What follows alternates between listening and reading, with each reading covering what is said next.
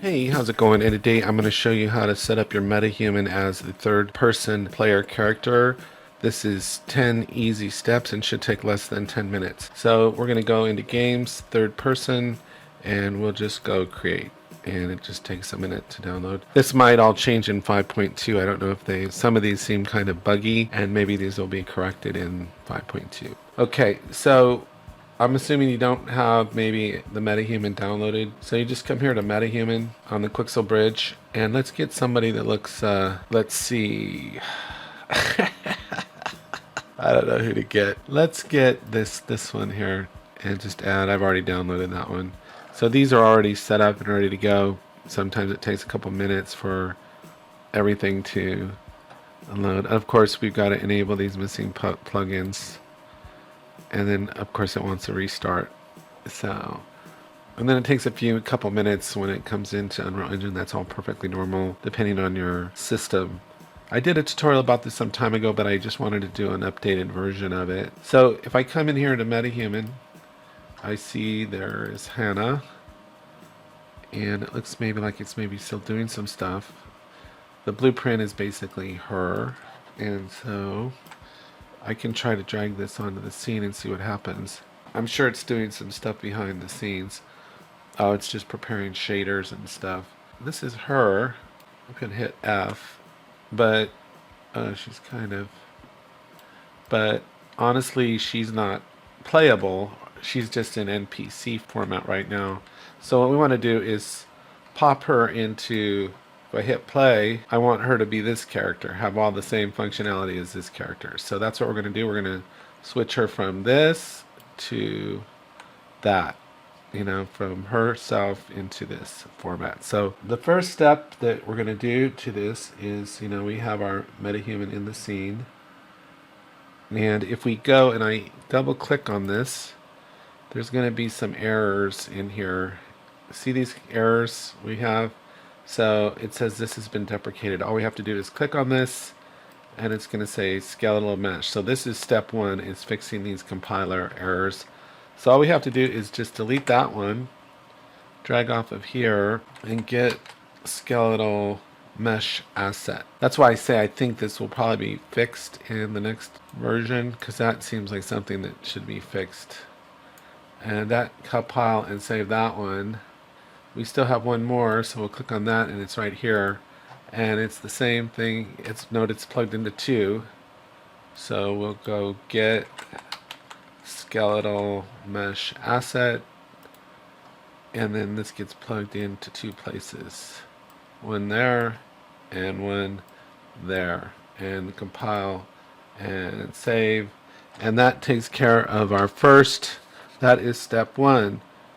And step 2 now is, if we go into the viewport, there we are. We want to change the parent class. Right now the parent class is actor, which is a very basic class, and we want to change that to the third person template. So we just need to go into class settings and see where it says parent class right there.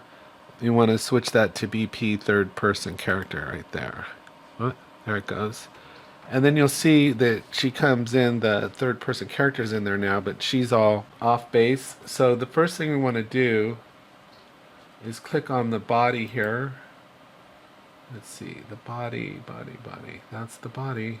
The body here, and drag it into the character mesh like that. And then once that's done, all we have to do is reset that value and reset this value. And now she's perfectly oriented. And now we don't need this root anymore, so we just delete that. And that is step 3. So we're getting there. You'll see that we're not quite synced up. The rig is moving, but she's not moving. They have this neat feature in here now. If we come down to live link retarget, and let's see, we go to live link, use live link retarget mode, we click this. And all we have to do is hit this button here, and now she's moving in sync with the mannequin. But now you'll see the mannequin is kind of in the way. So what we have to do there is go on the mesh here, go to the character mesh here, and we're going to search for under VIS. And the one thing is we want to turn off the visibility of the mesh. And here, not always tick on pose, but always tick on pose and refresh bones. And now she should be fully animated and synced up there. So that looks good. And I think that's pretty much, that is actually step 6. Now, if we go into, let me compile and save. Now we're going to get another error here on the target. So we got to resolve this error, and this is on the set update animation. And what we have to do here is just drag the mesh off here and pop this into there and compile and save, and that takes care of that. So we're all pretty well synced up here as far as she goes, can I say meshically? So there she is on the ground. If we hit play, let's see what we see. So we still don't have, so she's all lined up there, except for her hands aren't like completely flat, but she is moving. If you can see, it's hard to get the camera in there, but she is moving. So now we just have to get the player controller in control of her.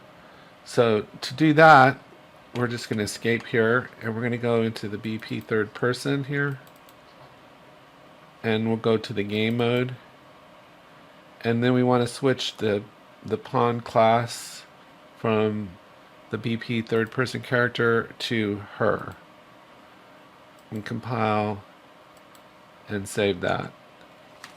And let's see where that gets us.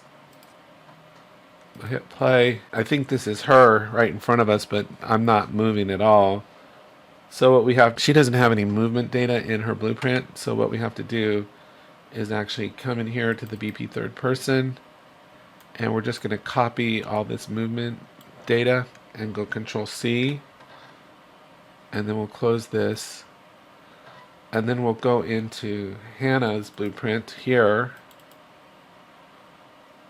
and make sure we're on the event graph here, and just find an open space and go Control V. And we're going to get an error here because it comes in with a custom event, which we don't have any reference to, so we're going to delete that.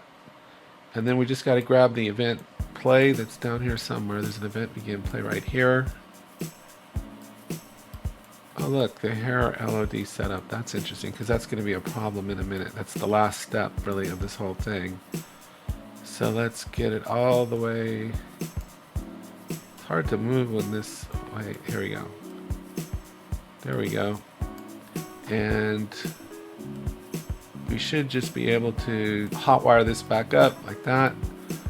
Hit compile, save, close this, hit play. And now she's doing the third person thing. Now I notice that I've got this extra one here now. So this one here in the scene, we can just delete that one. We don't need that one. And if I hit play, she spawns in. And surprisingly, she has her hair. Now you may have an issue. And she's not running too bad. I mean, she jumps. She seems to have all the functionality. Now, if she loses her hair, what we can do is I hit escape, and if we go into, I believe it's into her, if we come down here to LOD sync and search for LOD up here, we should just change that from -1 to 1, and that should prevent any issues with her hair disappearing. And so we hit play, and there we go. You're all set. Now you've got your Metahuman as your third person player character. Anyway, I hope you found this helpful. Take care, have a great day, and I will talk to you next time.